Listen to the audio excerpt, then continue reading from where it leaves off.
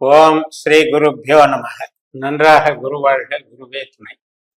பரபிரம்ம ருத்ரகாயத்ரி ஞானஸ்வரத்தின் நண்பர்களுக்கு வணக்கங்களும் வாழ்த்துக்களும்.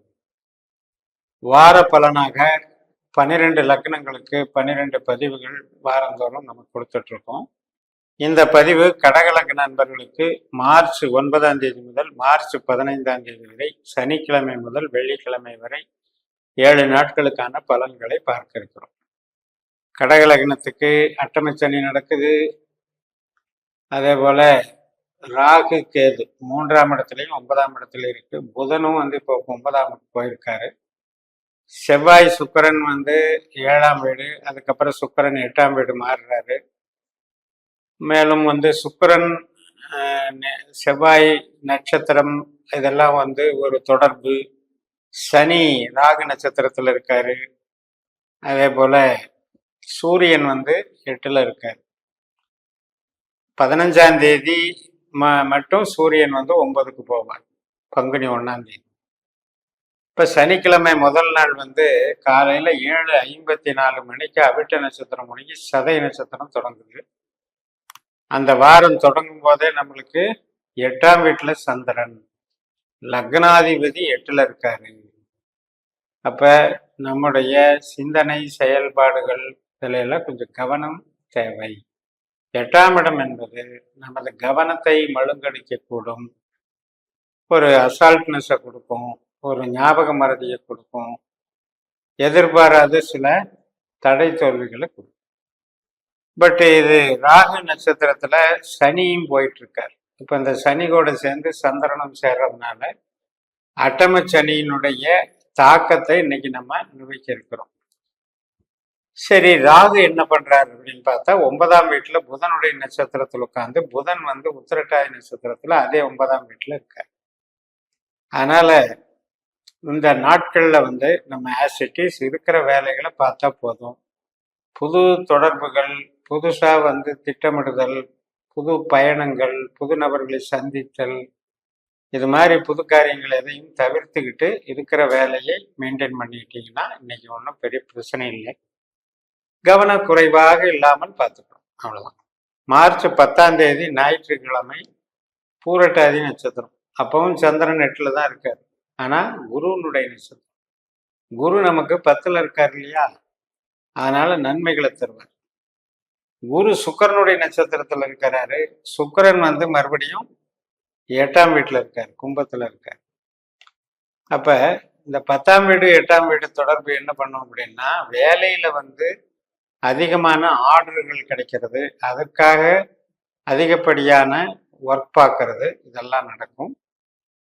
வேலையில இன்னொரு பொறுப்புகளை கூடுதலா கவனிக்கிறது, அதே போல தொழிலையும் அடிஷனலா ஒரு ஃபீல்டில் நம்மளுடைய கவனம் போறது, இது மாதிரியான விஷயங்கள் அங்கே நடக்கும். மார்ச் 11ஆம் தேதி திங்கட்கிழமை உத்திரட்டாதி நட்சத்திரம். சந்திரன் 8ல இருந்து 9க்கு போயிடுறாரு, சனியினுடைய நட்சத்திரம். இன்னைக்கு நம்ம எச்சரிக்கையா இருக்கணும், ஏன்னா சனி நம்மளுக்கு 8ல இருக்காரு. அப்ப இந்த நாளும் நம்ம கொஞ்சம் எச்சரிக்கையா பார்த்துக்கணும். அப்ப கடகத்துக்கு எதனால அப்படின்னா, அந்த நட்சத்திர தொடர்பு 8ஆம் பாவத்தோட 12ஆம் பாவத்தோடைய தொடர்புல வரும்போது தான் அந்தந்த நாளை எச்சரிக்கையா இருக்கணுங்க. அது உழைப்பு சார்ந்த வேலையில் இருக்கவங்களுக்கு ஒன்றும் பாதிக்காது. இப்ப அதே ஒரு பெரும்போக்கா பணம் போட்டு பணம் பண்றது, அசால்ட்டா ஒரு யூகத்தின் அடிப்படையில் செய்யறது, இதெல்லாம் பண்ணி லாக் ஆகிக்குது இல்லையா, அது மாதிரி விஷயங்களுக்கு போகக்கூடாதுன்றது சொல்றேன். மார்ச் 12ஆம் தேதி செவ்வாய்க்கிழமை ரேவதி நட்சத்திரம். அப்ப புதனுடைய நட்சத்திரம். புதனும் சனியினுடைய நட்சத்திரத்துல இருக்காரு. அதனால 9ஆம் வீட்டுல இருக்கிற புதன் என்ன சொல்ல போறாரு, மார்க்கெட்டிங், கம்யூனிகேஷன், கமிஷன் வகை, ஆன்மீகம் சார்ந்த தொழில்கள், பூர்வீகம், இது சார்ந்த விஷயங்களை முன்னெடுக்கிறாரு. பட் எடுத்தாலும் கூட அவர் சனியினுடைய நட்சத்திரத்தில் இருக்கிறது அந்த காரியங்களுக்கெல்லாம் சிறப்பை தருவதற்கு வாய்ப்பில்லை. அப்ப இந்த நாளையும் நாம உழைப்புக்கேற்ற நாளாவே பயன்படுத்திட்டு புது செயல்பாடுகளை குறைத்து கொள்வது நல்லது. மார்ச் 13ஆம் தேதி அஸ்வினி நட்சத்திரம். அதாவது மார்ச் 12ஆம் தேதி செவ்வாய்க்கிழமை இரவு 8:24க்கு ரேவதி முடிஞ்சு அஸ்வினி தொடங்குகிறது. சந்திரன் மீன ராசியிலிருந்து மேச ராசிக்கு மாறி விடுகிறார். மார்ச் 13ஆம் தேதி புதன்கிழமை மாலை 6:24 மணி வரைக்கும் அஸ்வினி நட்சத்திரம் இருக்கு. அஸ்வினி என்பது கேதுவனுடைய நட்சத்திரம். நமக்கு 10ல சந்திரன் இருக்காரு. கேது பகவான் வந்து 3ஆம் வீட்டுல சந்திரனுடைய நட்சத்திரத்துல நட்சத்திர பரிவர்த்தனை வாங்கிக்கிறாங்க. அதனால இந்த டைம்ல வந்து நமக்கு வேலைகள் சார்ந்த மாற்றங்கள் சார்ந்த சிந்தனைகள் எல்லாம் எழலாம். அதை வந்து யோசிச்சு பயன்படுத்துங்க. ஜென்ரலா 3ஆம் இடம் என்பது இடம் விட்டு இடம் போறது, பக்கத்தூர் போயிட்டு வர்றது, பிரயாணம் போறது, ஒரு இடத்த விற்கலான்னு நினைக்கிறது. ஸோ இது மாதிரி சிந்தனைகள் மேலோங்கும். கம்யூனிகேஷனுக்கு நல்ல நாள் தான். ஒரு அங்கீகாரம் புகழ் பெறக்கூடிய நல்ல நாளாக நீங்க இதை பயன்படுத்திக்கலாம். மார்ச் 14ஆம் தேதி வியாழக்கிழமை, அதாவது மார்ச் 13ஆம் தேதி புதன்கிழமை மாலை 6:24க்கு அஸ்வினி முடிஞ்சு பரணி தொடங்குகிறது. இந்த பரணி நட்சத்திரம் மறுநாள் வியாழக்கிழமை மார்ச் 14ஆம் தேதி மாலை 4:55 வரைக்கும் இருக்கு. பரணி என்பது சுக்கரனுடைய நட்சத்திரம். அதே பரணி நட்சத்திரத்துல தான் மேசராசியில தான் 10ஆம் இடத்துல தான் குரு பகவான் போயிட்டு இருக்காரு. அப்ப இந்த குருச்சந்திர யோகம் நமக்கு ஏற்படுகிறது. சுக்கிரன் கும்பத்துல 8ஆம் வீட்டுல இருக்கிறதுனால 10ஆம் வீட்டுக்கு வந்து நன்மைகள் தடுக்கும். நமக்கு ஒரு வேலையில ப்ரமோஷன், அங்கீகாரம், தொழில் செய்றீங்களா அந்த தொழில வந்து ஒரு ஈடுபாடு, டெவலப்மெண்ட்டு, ஒரு வேலைக்கு 2 வேலை, ஒரு ஆர்டருக்கு 2 ஆர்டர், இப்படி ஒரு வளர்ச்சியை கொடுக்கக்கூடிய ஒரு நல்ல நாளாக அமைச்சுக்கலாம். சுக்கிரன் வந்து பெருசா 8ல வந்து பாதிச்சிட மாட்டாரு.